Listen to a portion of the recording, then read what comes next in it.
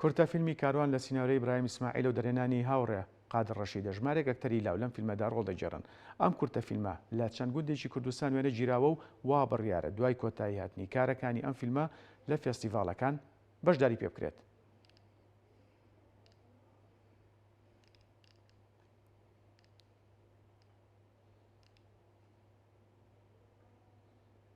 هونەرمەند هاوڕێ قادر ڕەشید دەرێنەری کورتە فیلمی کاروان لەگەڵمان ئامادەیە و گفتوگۆی زیاتر لەگەڵ بەڕێزیان ئەنجام دەین. کاک هاوڕێ بەخێر بێ، سپاس بۆم دەرفەتە. سپاس خۆشبیە، سپاس دەکەم. کورسات ماڵی خۆمە. سپاسانەکەم قوربان. دووبارە بەخێر بێ. کاک هاوڕێ با لە سەرەتاوەوە دەست پێ بکەین ئەم فیلمەکەی نمایش دەکرێت. لە ڕاستیە ئێستا دوو ئۆپشنمان هەیە بۆ نمایشی فیلمەکە.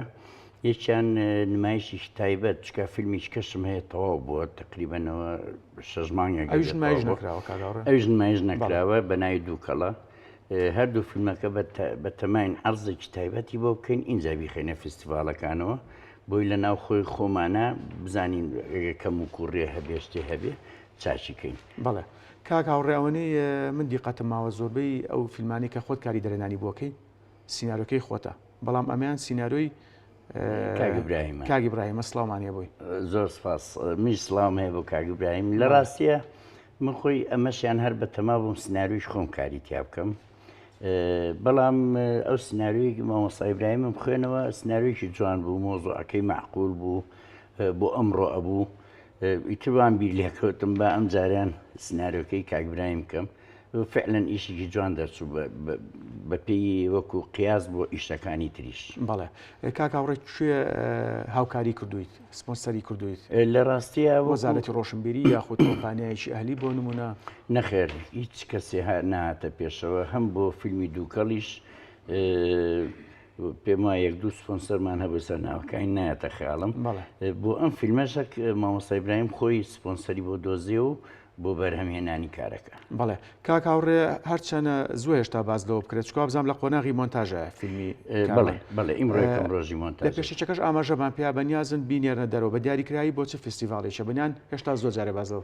نا، هێشتا زووە. من بەڕاستی بۆ یعنی حتا دووکەڵیش من هەتا ئێستاڵم 6 مانگە تەواو بووە، بەڵام ناتوانم گەمە قەناعەتێک بۆ چ فستیڤاڵێکی بنێرم، چونکە خۆ دەزانی فیلم جۆری زۆرە، ستایلی زۆرە. هەندێک فستیڤاڵەکانیشمان هەمە جۆرە. بەڵێ هەمە جۆرە. تۆ ئەبێ بزانی ئەگونجێ لەگەڵ چ فستیڤالێکە بۆ چ شوێنێک. بەڵێ کاک هاوڕێ، ئەوترێت سینیارۆ بەردی بناغی سەکەوتنی فیلمە. بێگومان. بۆ چوونە لەوارەوە بینا ئەکرێ بەبێ خەریتە، بەبێ بڵین، بەڵام تەسەوەر ناکەم بینایەکی تەندروست بێ. هەز بینایە لە دنیای تر نەگەر فیلم، لە سیاسەتە، لە کۆمەڵایەتیە، لە ئابوووریە، لە هەموو شتێکە. تۆ ئەگەر بنەماو نەبێ و بناغەیەک نەبێ و تەختیتر نەبێ، با بڵێن هێڵکاری تەواو بۆ کارەکە نەبێ، کارەکە فاشلە. بەڵام خۆی کاڵی سناریۆ بنەماکەیە. تۆ جاریش کە دەرهێنەر ئەبێ بەتەوە بە نووسەرێکی کە بۆ ئیشەکە. من حتا لە ئیشەکانی خۆمە کە سناریۆ خۆم بۆ دوایەکو دەرێنەرێک هەندێشتم لێ گۆڕیوە. جاریشکەی خۆتە، بەڵام لە کاتی وێنەگرتن یاخود لەسەر سێت گۆڕانکاری تیا. ئێستا من لەم فیلمە دیمەنێکم هەبوو، تقریبان 30 کەسێکی تیا بوو. لە بینەکە سێم کرد مناڵێک خەری کاری بە بەردێکەکە، ڕێک بە مسەوەرەکەم و تماز لە دیمەنەکە بێن دوایی ئەکیم بڕە سەرەوە مناڵە بوو بە دیمەنێک کە پێشتر سیناریۆیە ئاماژەی پێ نەدراوە. تەمعەن تۆ لە لۆکیشن و لە موقعی ئەمەل ئیش فەرقەکە وەک لەوەی لەسەر وەرەقەیە. بەڵێ، چکە تۆ نازانی چی پێش هاتە دەبێت کە ئەڕۆی بۆ ئیش. بەڵێ کاک هاوڕێ، تا چەند گرنگە فیلمەکانی ئێمە بەشداری لە فێستیڤاڵە ناوخۆییەکان و تەنانەت دەرەوەی هەرێمی عێراقیش بکات و لە هەمان کادا مارکێتینیش بۆ ئێمە چەند گرنگە بۆی ئێمە بچینە سەر ئەو هێڵی کە پیشەسازی فیلم مەبەستمان بێ؟ لە ڕاستیە بەڕێی من ئەگەر لە 100 داینین، دەی بۆ فیلمەکە دانیە، 90 بۆ با بڵین مارکێتین و بۆ فستیڤاڵ و بەشداری بوون دانێ. بۆ چونکە بەڕاستی گۆڕینەوەی فکر و هزری یەکتری چکە ئێمە بتەوێنێتەوێت گرنگن، زۆریش گرنگ، لەبەرەوەی کە تۆ بتەوێنێتەوێت ئێمە لە سەرەتای سینەماین هەنگاوی یەکەممان ناوە.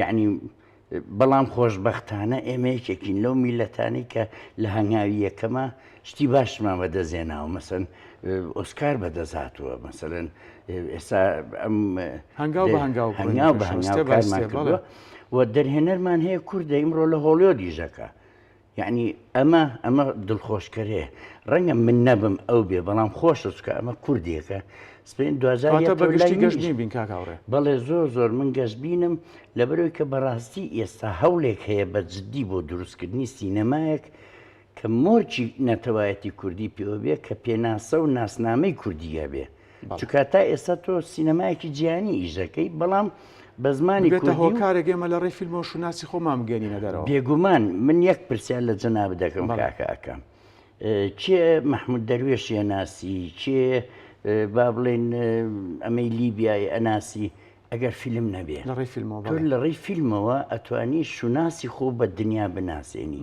تۆ ئێمە کۆمەڵە کەسایەتی جوانمان هەیە لە مێژوومانە چیرۆکی باشمانەیە چیرۆکی باشویستی ئەم تراژیدیا کە ئەتوانین لەبەتەکی تۆ مەسەنیسام بۆن منەسبێنێ بڵم حەزەکەم فیلمی بکەم لەسەر ژیانی مامجەلال تۆ کەی ژیانی مامجەلال باز ناکەیت تۆ حەقبەیەکی تاریخی کە هەواڵ مامجەلالی تیا بۆ باسیەکەی کە توی باسی قازی محەممەدی شخصەکە ئێستا تۆ بۆ نمونە ئێمە گەر عومەر الموختار باسکەین عومەر الموختار نییە خۆی ژیانی لیبیایە لەو سەردەمەی کە ئینگلیز ئەو مێژوە لەو کاتا بازەکەی باسی عومەر الموختار خۆی ناکەی ببوورە کاکاوڕێ من دەرفەتم نەماوە کاتم نەماجی ناپرسیاری کەشە بوو تاوتێ بکەین بەرحاڵ هیوای سەرکەوتت بۆ خوازم زۆر سپاس سەرکەوتو بن سپاس تا کێشە زۆر سپاس منش حەزەکەم بەڕاستی سپاسی هەندێ بەڕێز بکەم چەند گوندێک ماندوومان کردن باوەڕتان بێ ئاخرشت کە ئەمێ بێڵێم گوندەکانی ئێمە ئەوەنە واعی و ئەوەنە جوانن یەک گوندی کامل هاتۆ خۆیان تەرخان کردو بۆ فیلمەکەی ئێمە کە نزیکەی 2 سەعات لە سلێمانیەوە دوورە تەنانەت جادەکەیان کریتاو نەبووە گلەیەکیان نەکردووە ماڵ بە ماڵتویان ئەمە دەرگاکان کراوەوە لە کوێ ئیشەکە ئیشکە ئەمە دڵخۆشکەرە و سپاس بۆ ئێوەش هەمیشەیەوە پێشەنگن بۆ کارەکان.